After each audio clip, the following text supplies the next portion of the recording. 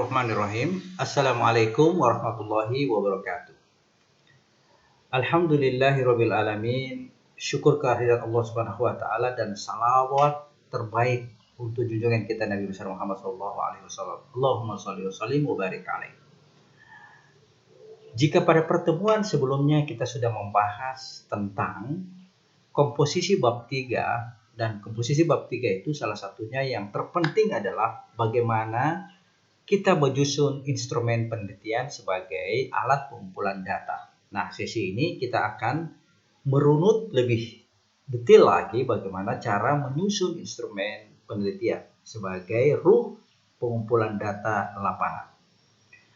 Pada contoh ini kita akan menyajikan jenis pendekatan kuantitatif, metode korelasional. Sekali lagi, komposisi bab 3 seperti ini, jenis pendekatan, fokus, sumber data, teknik pengumpulan data, dan teknik analisis data. Kita masuk pada teknik pengumpulan data.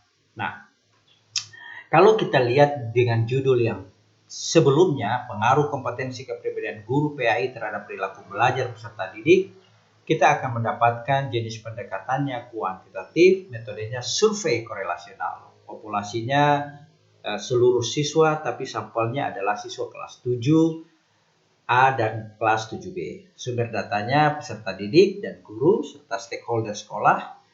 Lalu teknik pengumpulan datanya dia menggunakan kuesioner, wawancara, dan dokumentasi. Dan teknik analisis data menggunakan uji validitas, reliabilitas, uji regresi linear, dan sederhana. Mari kita lihat bagaimana cara menyusun instrumen atau kuesioner penelitian untuk jenis pendekatan kuantitatif metode korelasional. Jika pada bab 2 kita berhasil merumuskan konstruk teori, misalnya variabel kepribadian peserta didik, kita memperoleh konstruk yang dirumuskan oleh peneliti sendiri. Yang dimaksud dengan kepribadian peserta didik adalah aktivitas peserta didik dalam merespon tindak pembelajaran guru dengan indikator kebiasaan, keterampilan berpikir asosiatif, rasional, sikap inhibisi, apresiasi, dan tingkah laku afektif. Maka diturunkan menjadi definisi operasional, definisi konseptual yang masih sifatnya umum. Kompetensi kepribadian guru adalah aktivitas peserta didik dalam merespon tindak pembelajaran guru. Itu definisi konseptual. Tapi kemudian dijabarkan lebih rinci yang mempunyai indikator, tanda, ciri, apa yang dimaksud dengan kompetensi kepribadian peserta didik.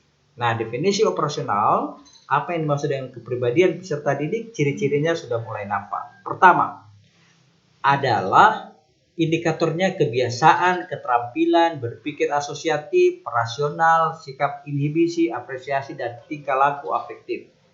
Nah, definisi operasional ini, definisi yang kita berhasil ambil dari definisi dari konsep konstruk teori yang di ujung pembahasan kajian teori pada bab 2.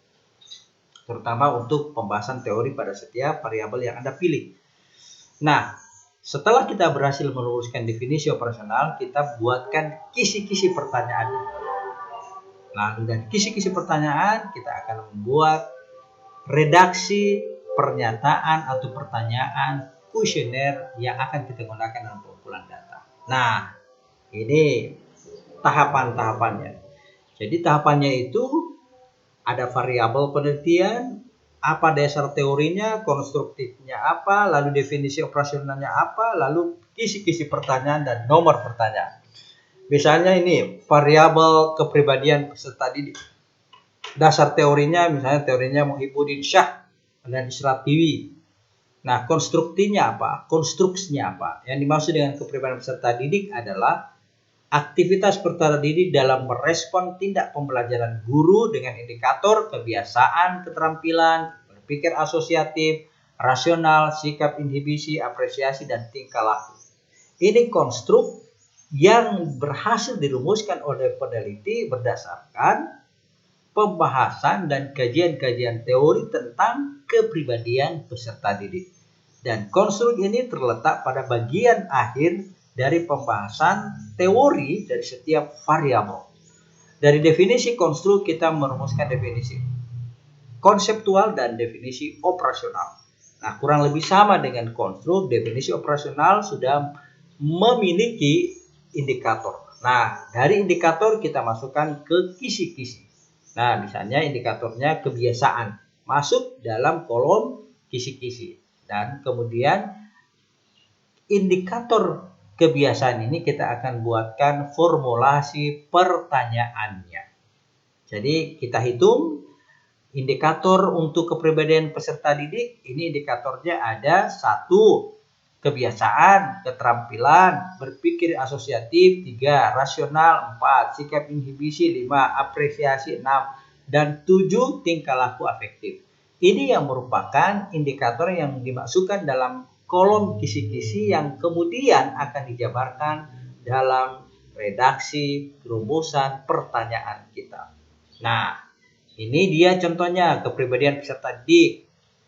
Ini definisi operasionalnya, ini konstruknya, ini dasar teorinya, ini konstruknya yang dibuat oleh peneliti, yang berhasil dirumuskan oleh peneliti, lalu ini definisi operasionalnya, kurang lebih sama, lalu kisi-kisinya masukkan, indikator ini masukkan dalam kisi-kisi kebiasaan, lalu jabarkan menjadi sebuah pertanyaan. Nah, ini contohnya kompetensi kepribadian guru PAI. Contohnya berada dalam butir pertanyaan nomor 9, 17, dan 22. Yang favorable pertanyaan positif dan unfavorable pertanyaan negatif ada 1 butir berada di nomor butir nomor 1. Jumlah pertanyaan yang dibuat untuk mengukur indikator fleksibilitas kognitif guru PAI itu sebanyak 4. Nah, untuk perilaku peserta didik juga demikian. Kebiasaan, ini butir pertanyaan cuma 1.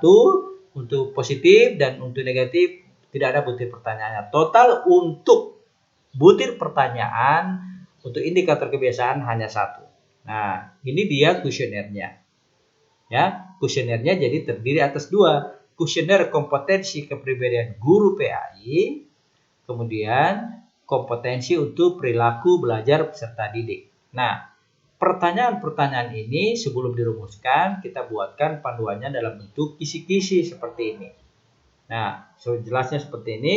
Jadi kisi-kisinya adalah kebiasaan, misalnya untuk variabel kepribadian peserta didik. Dari dasar teori ada konstruk, ada definisi operasional, lalu kita jabarkan kepada kisi-kisi, lalu kebiasaan ini kita rumuskan menjadi butir pertanyaan. Mari kita lihat untuk kebiasaan.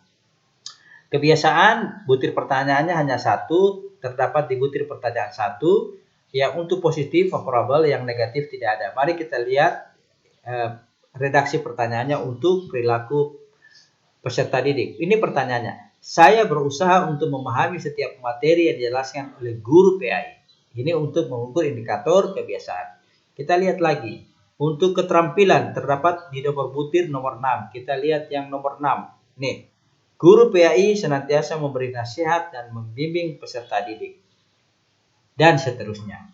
Jadi ayo kita rumuskan kita punya jenis penelitian dan sebagainya. Lalu kita akan mulai belajar bagaimana menyusun instrumen penelitian.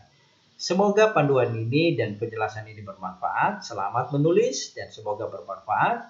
Dan insya Allah kita akan dimudahkan dalam menyusun proposal ini. Tetap sehat dan jalankan protokol kesehatan dengan baik, tetap berdoa dan ikhtiar. Mohon maaf atas segala kekurangan, terima kasih atas segala perhatian.